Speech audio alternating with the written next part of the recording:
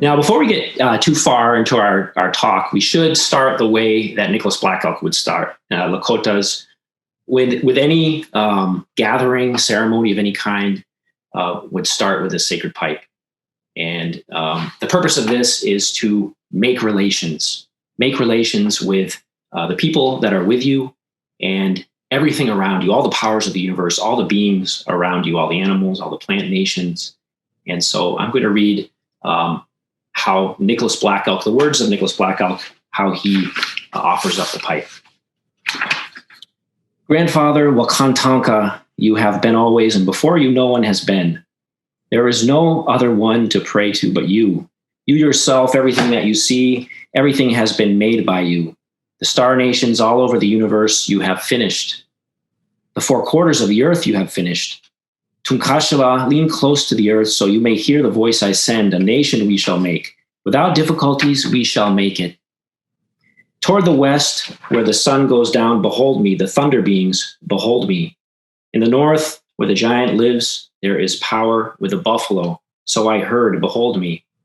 To the east, where the sun shines continually with the elks, behold me. To the south, where you always face a man with power, behold me. To the depths of the heavens, so I heard, an eagle with power, behold me.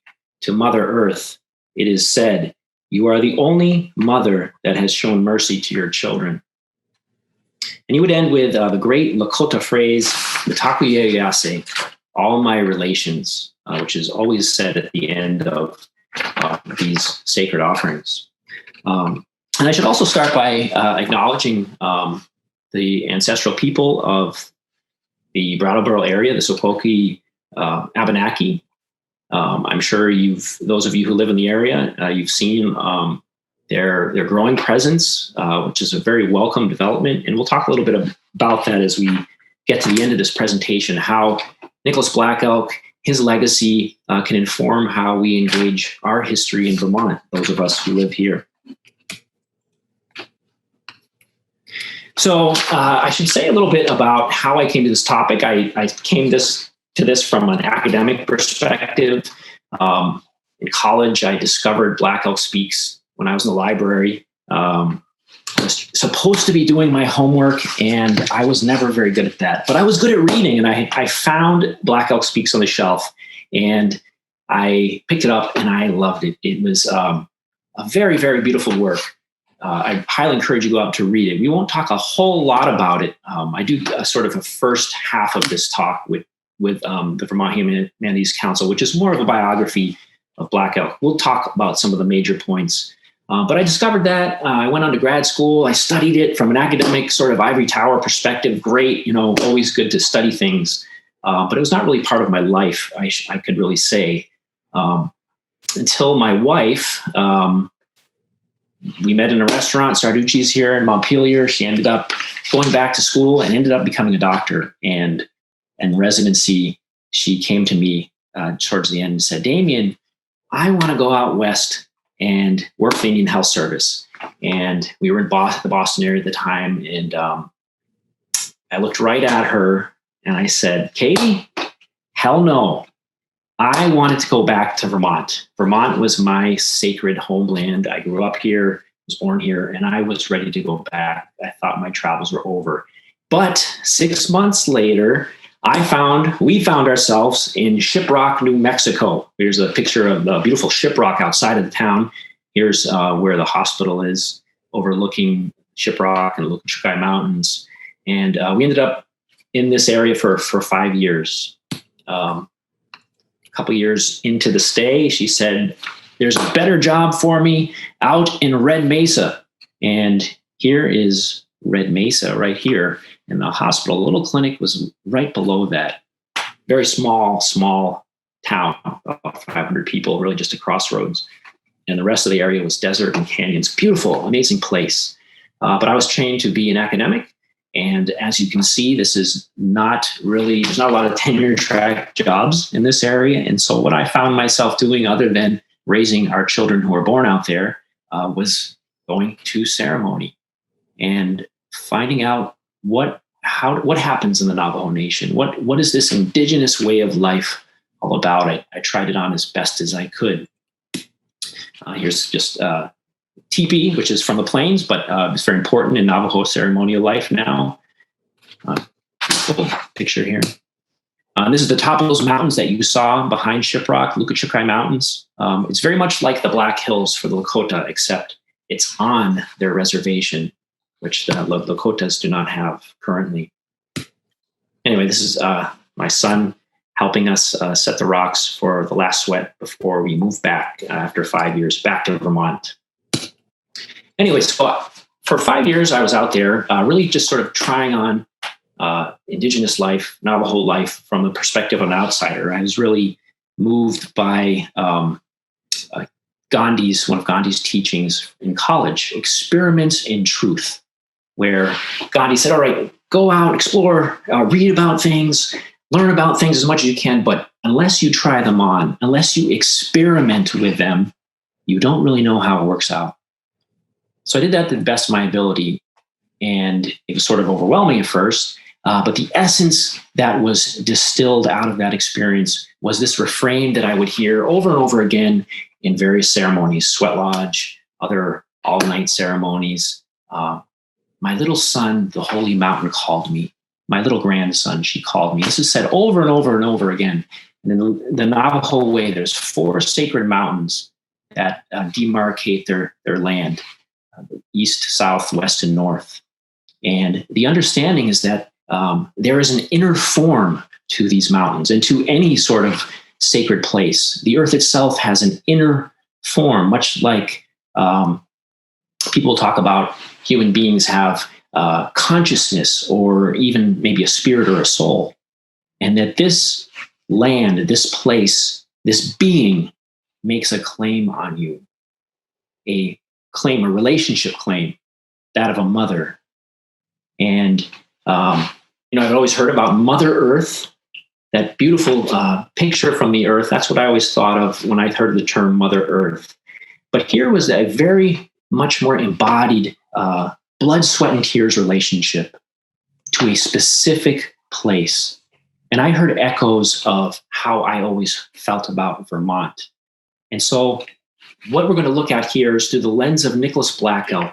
How does this work? How does this sacred relationship with a particular piece of earth, a particular mother that gives you birth? We all know that relationships are sometimes complicated. We love the emotive part. We think of the great part of relationships, but they're also messy. There's also responsibilities and complications that come with this. So the Navajo Nation is down here. Huge. It's 3 times the size of Vermont. But Nicholas Black Elk, he came from the Dakotas, and he ended up in Pine Ridge, which is the most famous, probably, Indian reservation in this country. And you probably know, we don't have to spend a lot of time, you've seen Dances with Wolves, I'm sure, and the Great Westerns. The Lakota people are the most famous, the most stereotypical natives that are out there. Even in Navajo country, kids will watch Dances with Wolves and other move Thunderheart. They'll roll their braids out. And there's a word in Navajo that the elders call the young Navajo kids for a wannabe Plains Indian. Hunted buffalo, lived in teepees. This is the tribe of Crazy Horse, and Black Elk was Crazy Horse's second cousin. Well, at the age of 9, he was still following the buffalo. His people were following the buffalo when he was 9. This is probably about 1872, thereabouts. He fell sick when his people were following the buffalo. He stopped to get some water. He collapsed. His friends brought him back to his family. They set up the teepee, and he went into what we would call a coma for 12 days. But in reality, he saw 2 men you see depicted here descending from the clouds. You hear a voice, a sacred voice is calling you. He went outside, and there was a little cloud that he got on, and they followed the 2 men up into the sky. And they showed him the sacred, the 4 sacred directions, the horse nations of each direction, and all of the winged ones danced for him before bringing him to the cloud teepee of the 6 grandfathers. And if you think back to the opening prayer, maybe you don't remember the details too much, but in that offering of the sacred pipe, there was the offering to each of the directions. And these 6 grandfathers represent those 6 sacred directions: east, west, south, and north, and Mother Earth and Father Sky. All the powers of the universe had called Black Elk up into the sky, and they said, your people are in great danger. This, of course, is time when settlers and the U.S. Army are coming out into the plains. And they said, we are going to give you 2 great powers to heal your nation, to make a new nation. And the first was the power to destroy. They gave him a bow and arrow and sent him off to lead his people down the black road of difficulty, where he slayed the blue man. He was Drought, who was afflicting the people. There was this great battle. And then he leads them down the sacred red road, which is sort of the personification of a good way of life. And at the end of this road was a sacred hoop with a great flowering tree at the center. And when the people arrive, they are renewed. The tree blooms. Everything, all of creation is renewed. And he looks around, he sees all the different circles of the other nations of the world. And he jokes at first when he gave the interview, he said, no, I wasn't sure if I saw white people there. But yeah, I looked hard enough, and there they were in the distance. They were part of this renewal as well. Here's another picture of him at the center of the medicine wheel there, with the sacred flowering tree there and his people who had followed him down the road. Well, so Black Elk, he comes back to Earth, and he's overwhelmed. He doesn't know what to do. He's 9 years old, remember, and he hides this for about 10 years. He didn't want to accept this calling. He didn't exactly know what it was. He knew that it probably meant the first way that he lived this out as a traditional healer, a medicine man, we often call him. But he also knew there was something more to it, that there was this sort of universal tone to the message that he had received. And he was scared. He knew that this entailed a life of difficulty. Even today, among the Lakota people and people across the globe, they'll say, don't ask for this calling. Damien, you love the songs. You love the idea of having this power to heal people. It's a difficult life. Don't ask for it if you haven't been called. It's not till he's 16 years old that he finally accepts his calling, and they do an elaborate ceremony, the whole village recreating his vision to recognize him as a traditional healer. And he spent much of his life as a traditional healer. And so with this, really any aspect of this talk, a whole talk could be given about what does this mean to be a traditional healer? The most important thing about this is the singing. Lasts all night, sometimes multiple nights. We don't have time to get into it. But just know, any of these rabbit trails, there's just so much richness to discover and uncover, particularly something like this. We've had a hard time from a Western perspective understanding this as a meaningful healing practice, and only now sort of discovering the real depth of science that there is to the healing effect of song on your brain and your body as well. Anyway, so that was the first way he lived this out as a traditional healer. He was known for great power as a healer. Second way is a little surprising. We won't talk a lot about it, and a little counterintuitive. He became Catholic, which is surprising on one level because Catholicism and most of the denominations in the U.S. served as enforcers of Indian policy on the reservation. They were in the boarding schools, the education, and really were on some level part of the enforcement of persecution of Native culture. It was also complicated. We don't have time to get into this, but particularly the Jesuits that Black Elk interacted with learned Lakota. They were the only ones really to learn Lakota as their primary language, because they were in fact from Germany. And there was it provided this sort of interesting communal space for Native people to gather. They had no other places to do so. Anyway, that's an important part of his legacy. We won't talk much about it here, but he is up for sainthood, which is a sort of a remarkable development and complicated. We could unpack that in other venues, but we're here for other things right now. And the third thing, which I think most of us come to Nicholas Black Elk for, or we first hear about, is he was a very prominent revivalist of Lakota tradition. Here he is passing on his vision to John Neihart here. He was a poet that came to the reservation looking for somebody who had remembered the old ways, who was familiar with Crazy Horse, and they directed him at the trading post to Nicholas Black. Like I said, he's kind of a preacher, which in fact he was. He was a lay minister for much of his second half of his life. But he took Neihart in and he told him the story of the first 25 years of his life up until Wounded Knee. And so this is really the way we get to know about Black Elk off the reservation. Well, his legacy, we're going to talk more about his life as we go on. But here we're really going to talk about the importance of his teachings. He's the most famous, probably, of any indigenous leader from the early reservation period, and then also the pre-reservation period, who really handed out over a full teaching of their tradition. And we're asking the question, there's so many ways we can look at this. If we were in a Native community, we can talk about what is his relevance for us, sort of revitalizing our traditions and recovering what was lost. That's a very important conversation. But here, we're going to take his work to Vermont and think about how does it help us? What do we need from Nicholas Black Elk and indigenous teachings? And I think from my experience out on the reservation and studying Black Elk for all these years, 25 years now, it's this idea of species loneliness, healing from this.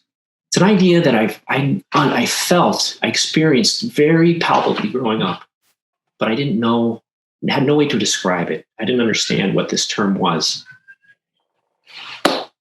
This is an idea that indigenous philosophers first came up with, and boil it down basically to this.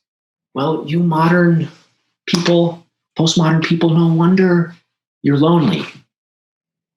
No wonder you're depressed. No wonder you have mental health issues. You are lonely because you have no species to interact with other than yourself and maybe a few others.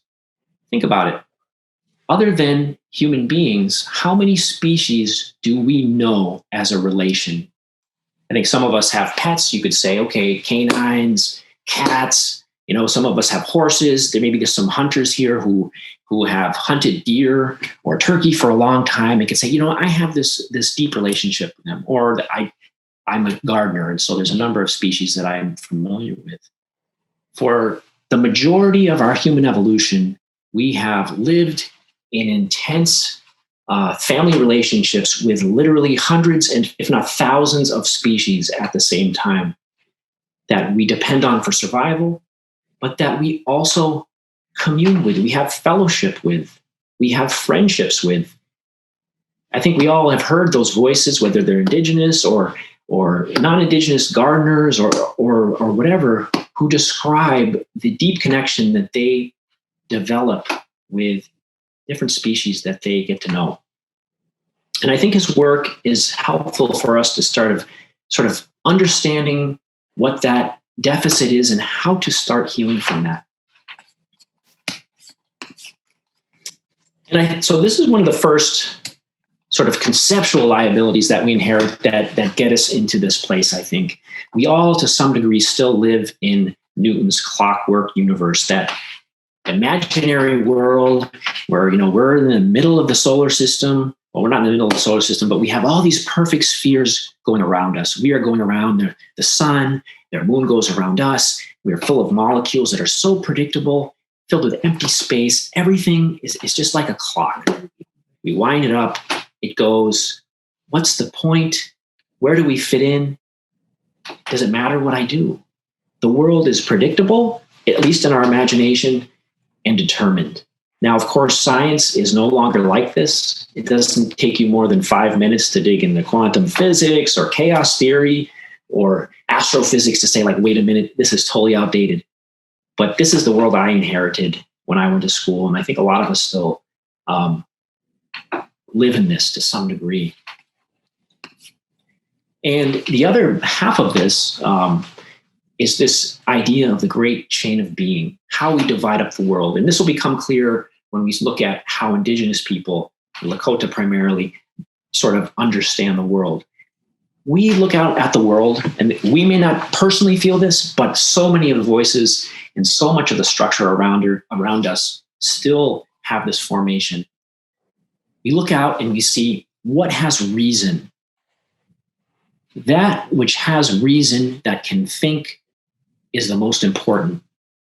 What's the next important? Well, whoever has the next amount of reason. So animals, they have less reason, but they have life, they have will. Below them are plants. We can't see any reason. I don't think they can choose anything. Matter, rocks, they just exist. There's nothing happening there. And then, of course, nothingness. Now, if you can go up to, if you're a theist, you'd have God at the top. And I think a lot of us have absorbed this in some sort of faith tradition, Christian tradition. But this predates Christianity. It's our inheritance from the Greeks primarily. The basic point is that when we look out at the world, that Newton's world of perfect spheres going, predictably around, we are all made of the same physical stuff, but the insides are different. My insides are different from my dog. And then I look at that rock over there. There is no inside.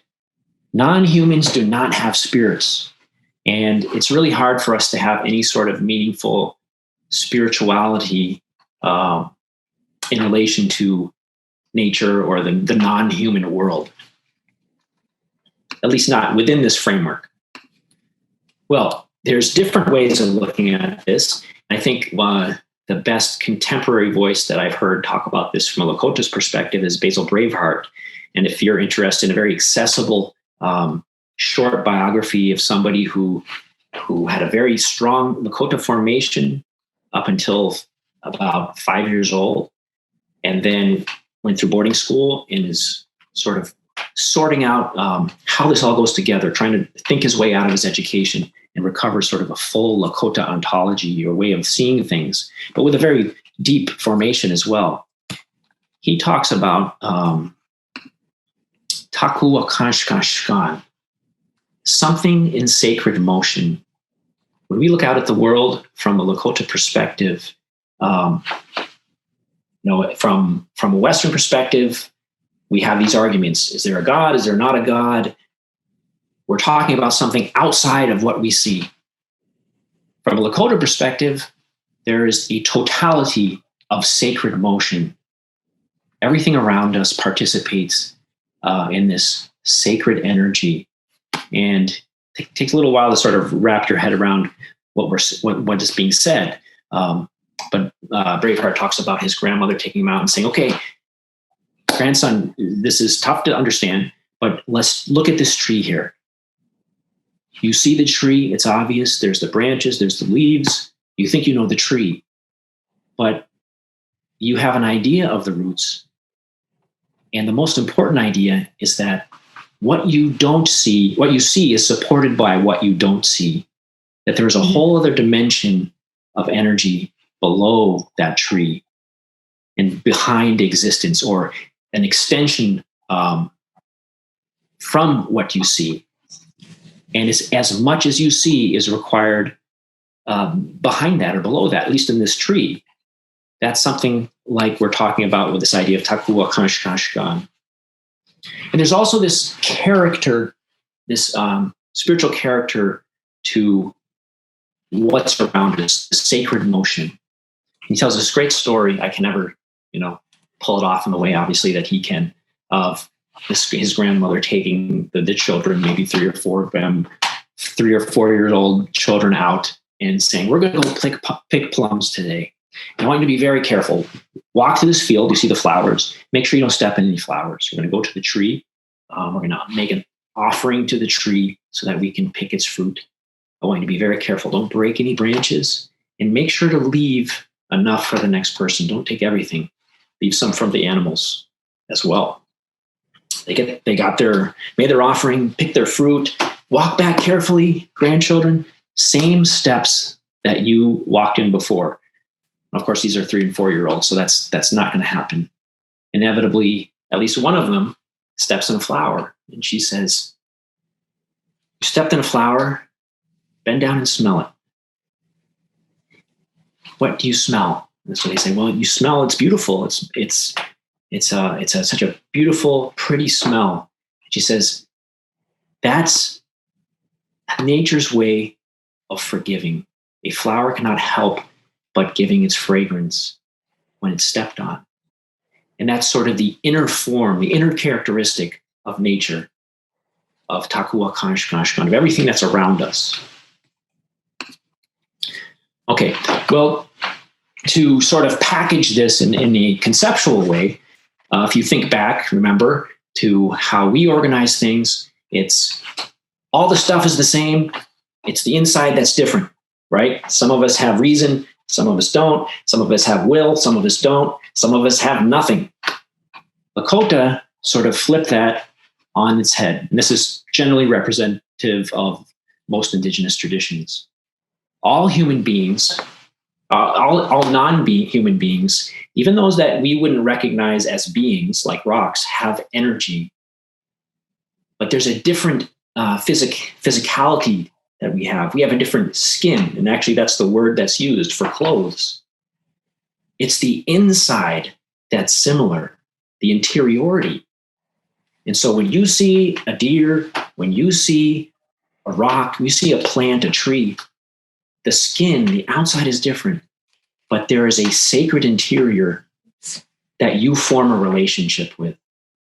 Very different from the way that we divide things up in order to manipulate without any sort of conscience. It turns that on its head and requires conscience, requires relationship in everything that you do. Oops. So each of these beings has sort of the defining characteristic, and that is sort of its spiritual, its energy essence from a Lakota perspective. And so sweetgrass, which you may be familiar with, very beautiful smell. It's very sweet smell when you burn it. And you've smelled it before. Before I ever encountered it explicitly, I can remember that smell from certain kinds of grass being mowed. There must have been some, people, when they hayed near my house, there must have been some species that were similar to this. And I had smelled that smell. Anyway, that's its spiritual essence, its energy. And its special power is that it makes relatives. And here's a quote from Black Elk describing that special spiritual energy. And then, of course, the buffalo, another very, very essential being for the Lakota. We all know that the Lakotas and all the Plains tribes depended on the buffalo for everything, all of their survival, everything that they need to survive. Their teepees, their clothing, their food, their tools, medicine of all kinds. That had a very important, numerous spiritual aspects and powers. That's really the word that should be used, a spiritual power. And what is required in order to interact with the buffalo or any of these species is a relationship. Just as when you harvest plums, you offer something to the tree to establish a relationship, you do so with a buffalo as well.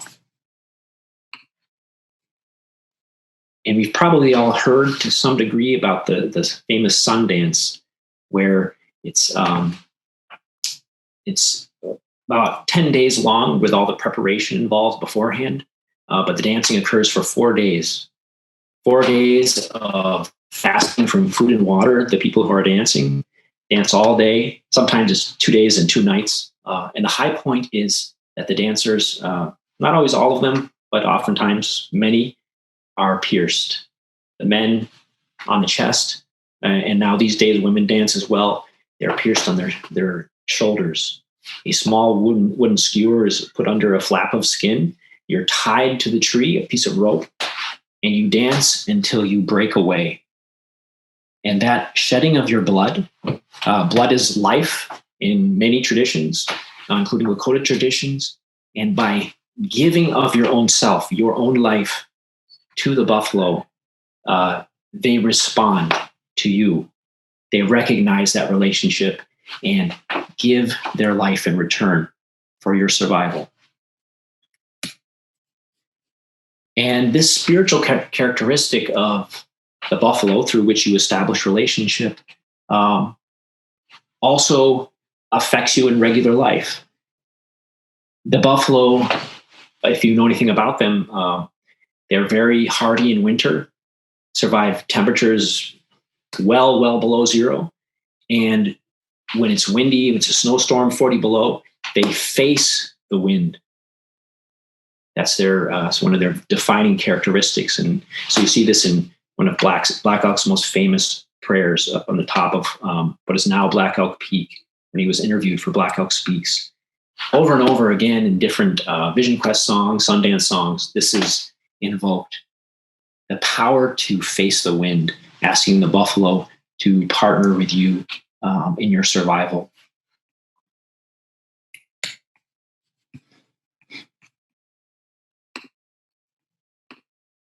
Oops.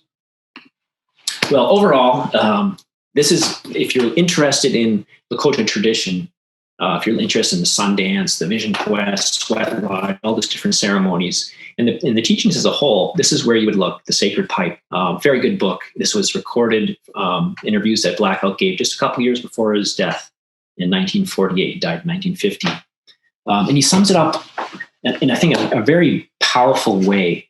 Why is it important for us, non-native people here in Vermont or wherever we may be, to learn about Lakota way and indigenous ways? And he says that we should know the greatness and the truth of Lakota tradition, because it doesn't just help bring peace between human beings.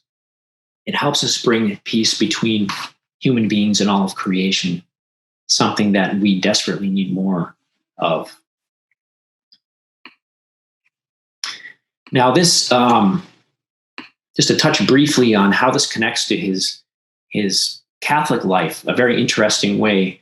The way that this healing from species loneliness, reconnecting to nature and seeing it as a unified whole. Takuwa Kanshkashkan. The Ghost Dance was a movement that Black Elk participated in, which led to Wounded Knee. We can't, unfortunately, do all the history to this. But what it was a movement that came out of Nevada that spread across the plains, the Rocky Mountains, that saw a native savior, a Messiah coming back, that would bring back everything that was lost, that would renew all of creation. So they read the sort of Christian apocalyptic literature of the new heaven and new earth and took it literally and said, that is what's going to happen with us. It's going to bring back the buffalo, or in the case of the people in Nevada, the fish, and it's going to renew, it's going to bring back the dead. It's going to transform everything. It's going to heal what has been broken. So much to say about that. But what's interesting is how this is understood in Lakota. The way they translated Messiah, the Ghost Dance Messiah, Wanikia, he who makes live, that defining spiritual characteristic, spiritual power of the Messiah is that he has the power to make live again. And so in the Catholic circles, that's how they translated Savior. And so if you go back and you look at Black Elk's teachings and what he had to say in a Catholic sense, he brings that, infuses his Catholic spirituality with that sort of corporate renewal of all of creation in a very beautiful way. But anyway, one interesting thing that happened, this was, I think, 2016, maybe it was even a little earlier. Basil Braveheart again, he couldn't sleep at night. He got up, it was about 3 a.m, and he picked up a book he had been reading, and he got to the Blue Water Massacre, an account of that, which was the first massacre of Lakota people by the U.S. Army. And so very difficult, tragic, horrific details. But then he got to the leader of the U.S. Army forces, General Harney. And he said, wait a minute, that is who they named the highest point in the sacred Black Hills after. Harney Peak is named after this general. And you don't have to dig very deep to see that this wasn't just some sort of accidental wrong place or wrong time. Harney was just a bad guy. He was attributed with beating a slave girl to death as well. And he broke down crying. He was just overwhelmed by this. He smudged off with smoke, sort of native practice. And at that moment, he had this encounter that he said with the spirit of Black Elk. And he decided, I have to do something about this. I have to change the name of this mountain. So he contacted the Black Elk family, and they smoked a pipe together. And they began a very difficult 2-year process. Details are all out there. It's not hard to imagine in our current political environment that this was perceived as sort of a PC movement, and was violently opposed by a good percentage of the population. But finally, after 2 years, the name of the highest mountain in the Black Hills was changed to Black Elk Peak. And in the way Braveheart would talk about this is that it was bringing back that inner form of the mountain that was already there, that sort of spiritual essence, allowing it to come back out in a different way. Our names matter. He can talk about it a lot better than I can. But what's interesting is just about the same time this happened in Vermont, that this unnamed brook in Plainfield, Vermont, not far from where I live in Montpelier, the town decided it needed a name. And somebody, they had a town meeting and someone said, hey, how about Garth Brooks? Ha, ha, ha. And they said, no, let's do this right. What can we pick? And so Jeannie Brink, who is a Abenaki teacher, she actually speaks for the Vermont Humanities Council, and a Plainfield intellectual activist, Michael Billingsley, got together and they came up with what would be, they talked to the different Abenaki tribes too, and decided that Muskakik would be the appropriate name, red spruce, which is the most prominent species on Spruce Mountain, which is where this brook comes from. This is my daughter and I there. I think it was last winter we went and found this. And since then, it's right. If you ever hike Spruce Mountain, it goes right over Muskakik. This was the first indigenous name given to a place in New England since the 1920s.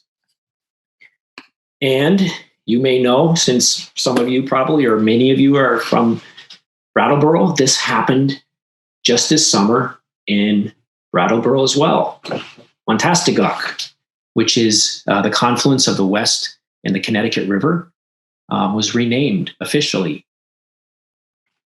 All right, so if I was in person here, I would ask you all, I said, all right, who of you has indigenous ancestry? And some of you, maybe a lot of you, would raise your hand and you'd rightly say, well, you know what, I'm part Potawatomi, or I actually had a part Oglala Lakota from Black Elk's tribe at a talk I gave in Westminster West. And you'd say all that, and that's not wrong. But then I'd wait longer and prod you a little bit, and I'd say, you all should have your hands up. You all have indigenous ancestry. Not all of us have Native North American ancestry, but we all are indigenous to somewhere. We all came from, and not just, I come from Vermont and so I'm indigenous to here. That's not what I'm saying. We come from deep, deep cultures. 99.9999% of our ancestors thought and lived in ways analogous to what we've been talking about. This is how we are programmed to live in the world to some degree. And there are things for us to discover to help us to start developing little practices or different little ways to interact with the world that take us out of this deficit, this species loneliness, and into a much more holistic, integrated way of living with the earth. Now, I didn't know this until relatively recently, but there are two places on earth where sweetgrass is a native plant. In North America, of course, but also Northern Europe. And it's also, if you look at the history, it was also used in sacred settings in ceremony, in the pre-Christian setting, and even in the Christian settings. They bring it into church on saints' days. One culture calls it Mary's grass. And the scientific name actually records this. It means fragrant holy grass. This is something I'm assuming that a lot of us have some or all Northern European ancestry. I speak for myself. This is part of my past. This is a species in which my ancestors connected with, that I had a relationship with it, and is something that I can discover anew. It doesn't mean I go out and appropriate from other people, take what they have, but there's an invitation to sort of rediscover that in a real way. It grows here in Vermont very easily. I have some, I planted it. You can get plugs. And what's interesting, their seeds are not fertile. It's very, very difficult to grow sweetgrass from seed. You have to have transplants. And so there's some speculation that there must have been cross-fertilization, human cross-fertilization that allowed this species to be on both sides of the Atlantic. So wrapping up here. Finding a sacred home.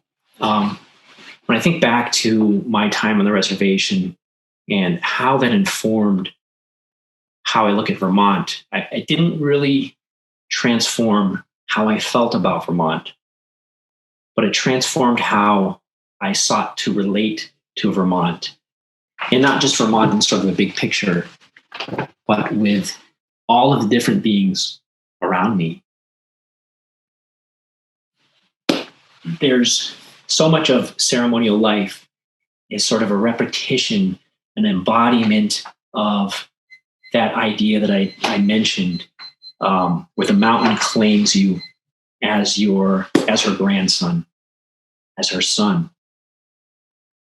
And you learn that and you recognize that and you grow into that relationship. And so I urge you to look around where you are. There's so much out there that you are already connected to, but there's an opportunity to embody that in a much deeper way, in a much more structured way. And I think that's the legacy of Black Elk, what he can bring to us. There's so much more to say about him, but to help us to see this as not something we're separate from, but that we are deeply integrated to, and that we need to recover. And one thing I would urge you to look at, if you're going to take this a little more seriously, many of you probably have encountered this book before, Braiding Sweetgrass. It's this Potawatomi botanist, so a scientist who is also indigenous, who grew up feeling this bifurcation between those two ways of knowing. And this is a journey that she describes of relearning how to weave those two things together, to know plants from a scientific perspective, but as a relation. And this is sort of a great way to foster that journey in your lives. Thank you, Damien. Certainly, as a librarian, I want to make a plug for checking out Braiding Sweetgrass. We do own that book at the library, as we do. We are constantly strengthening our collection around Indigenous people. So do check out your local libraries. I know we have people from New Hampshire. We have people from all over New England in this talk. So there's, do check out your local library and take a look at that book. So we do have a few questions and comments in the chat, not much, but feel free to chime in and feel free to put in your own answers to some of these questions too. So I have a question. Did the Catholic Church prohibit the sun dance? I'd be shocked if they did not try to suppress Native rituals. They were definitely a partner and protagonist in that. So the way this whole system worked was the government recruited churches to sort of be the kinder, gentler face of colonialism, right? So you had, on one extreme, you had people like, just wipe them all out. They're never going to learn. They're always going to be a problem. Kill them all. And so then you had the reformers who were kind of church people said, no. They're human beings, but they can be civilized and become like us. So horrible, nothing that we want to subscribe to today. So the church different churches became the sort of shock troops of that ideology. And so the church absolutely participated in that. You do have some figures who kind of within that buck to the stereotype. Like the Lakota Dictionary today was written by a Jesuit who recorded it all. But he even talked about this irony where he's getting kids to like forget their Lakota and speak English, in part because the parents in the earliest generation were like, they got to speak English, they got to survive. They didn't understand that it wouldn't reproduce, and they didn't see all the sort of negative. I'll speak of the Lakota parents at first. They didn't realize all that would come through the very early part. Yes, Catholic Church was definitely on the side of banning Lakota religious practices. So we have another question about names and naming. So the yearbook at HHS, which I'm guessing is Hanover, is named Indy. Is named Indy, originally to honor the first people of the area in Hanover. Is it appropriate to keep the name, or should it be changed? We're working on that question now, and there may be people actually in this. In our audience who will have an opinion about that too. And please do feel free to chime in on that. That's a very difficult, those difficult issues, and they're very local. I personally think they all have to be examined very specifically in your local communities. So you take Hanover, it does matter. Now, this is not an argument to keep it. I don't know. But it does matter that Dartmouth was established as a school for Native Americans, and still to this day has that as part of its mission. I mean, it's underfunded, or, you can say all different things about that. But what was the original intention? That's really important. What do the natives around the area think? That matters too. There's no blanket answer. I mean, I think things like Redskins, maybe there is, but these other things you have to check. Now, I think most are probably we could move on from, but I think there are some exceptions. But I would say the most important thing is to just, as much as possible, take the energy level down if we can, right? It's so easy to get entrenched. Well, you're just it's all about being PC, or, well, you're just a racist. That doesn't allow for much movement forward. And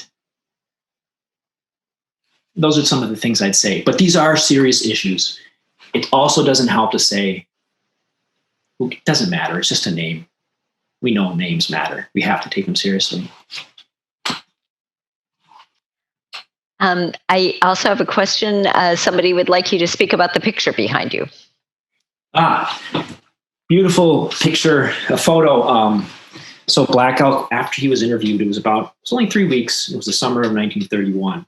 And they decided at the end, it's like this sort of great camp out experience. This is the Great Depression, 1931. And on Pine Ridge, it was about as bad as anywhere in the U.S. Drought, real deep poverty. And so Neihardt, he shows up, he's got his advance from the book company, and he's able to buy a cow to the butcher, and they set up a teepee, and it's like the old days, and they're having parties. Just a wonderful time, and sharing the old stories in a way that really hadn't been done. And so when it was over, nobody really wanted to end, and they got the idea to go up to Black Elk Peak, what was Harney Peak, where Black Elk was taken the end of his vision so that he could see the whole world. And so he returns, and cloudless day, summer, hot, and he tells his son, Ben, he says, if I have any power left, it's going to rain. Okay, sure, old man. So they go up, and there he is. He's praying on the top, and out of nowhere, some small clouds show up, and there's like a little mist that comes down. So this is him, and the prayer is very beautiful. Neihardt in Black Elk Speaks makes it a very tragic prayer. If you read the transcripts on the sixth grandfather, it's not tragic. In the Lakota way, you cry as part of your prayer. So Black Elk was crying. So Neihardt thought, this is horrible. He thinks everything's over. But that was the way in which you humble yourself before the spirits. So that's where this is. To make the sacred tree bloom again is the essence of his prayer. Okay. Here's the next one, which is, what is your take on the efficacy of current Catholic Indian schools like St. Cloud Indian School in terms of honestly honoring and invigorating Native culture? Yes. Great question. It's complicated history, and that's, a very kind way of saying it, maybe. I've gone there a lot and done a fair amount of work with, it's Red Cloud. So Red Cloud was one of the most important chiefs. He was half a generation older than Black Elk, maybe a whole generation. But he asked the Jesuits, because it was originally assigned to, I think, it's either Episcopalians or the Presbyterians, but he had some good experience with a couple of Jesuits who were running around sort of trying to broker peace.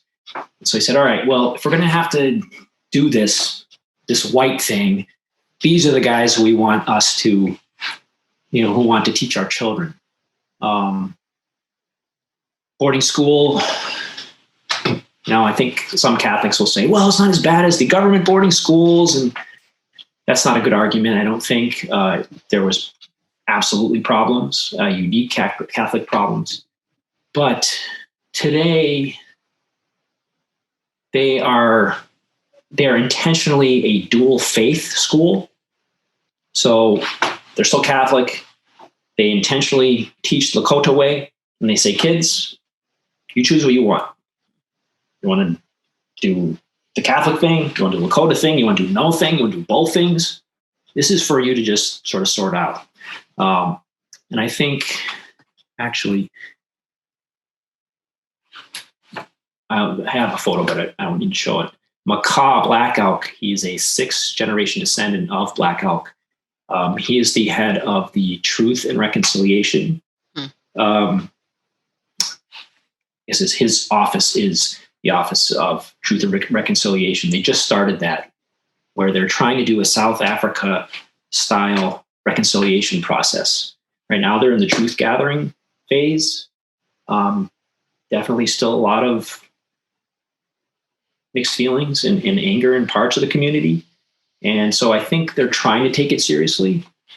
but I don't want to be here telling you, oh, it's the greatest place on earth. If there's Lakota people who want to say that, that's fine. There's also Lakota people who can tell you the other side. So, but it's a vibrant place. I will say that. And kids do get, it is currently one of the safe places on the reservation. And it wasn't in the past necessarily. Okay, thanks. And here's another one that somebody that says thank you. It was really interesting. And there's another question from Jeff that says, I thought I saw on an early slide something like non-living things do not have spirits, which seems to conflict with the energy inside everything. Also, a Crow teacher described the spirits of a Crow teacher described the spirits of sweetgrass and of water. So I think the non-living things, or the not having spirit, I think that was with the great chain of being and sort of a summary of that, of our sort of Western perspective. And there are, you can dig into any indigenous tradition and you'll find similarities, analogous sort of teachings, but there's always kind of that unique twist. So I don't know the particular Crow teaching, but as an aside, it's a fascinating thing to read about the Crow, Pleniku, alongside Lakota, because the Crow were enemies of Lakota and were taking a beating. So that's just another interesting dynamic to add to the whole thing. But beautiful, beautiful teachings. And every time you can learn about a different indigenous culture, I highly encourage it. Absolutely. Okay, we have a comment in the 1980s, as the Abenaki worked for recognition by the state. Judge Joseph Wolchek did much research, including looking at tribal status and Aborigine rights of the Lakota, as they were the only tribe that did not succumb to the government and reservations, as well as the early treaties from England and other countries. He ruled in favor of the Abenaki, which unfortunately got reversed years later after his death. Some of the relevance, so there's some relevance of the Lakota to Vermont. So thank you, Jamie. And then there is one last question. How would the Lakota deal with the pandemic?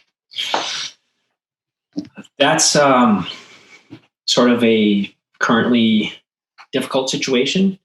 They are in a very red state, and they have taken the Lakota have taken a very proactive response. So they have a number of factors that make spread much easier. Housing is so difficult. You have lots of people in small spaces. And so very early on, they tried to the best of their ability, seal off their borders, which put them in conflict. I can't remember the name of the governor, but there were some very direct conflict over that. And I think overall they've done pretty well and have taken it very seriously. They've postponed, I don't know, I can't speak to all sun dances. There's like 100 sun dances each summer in Pine Ridge alone, but a number of them were postponed because they know Native history is full of pandemics. Yeah. They know how dangerous they are.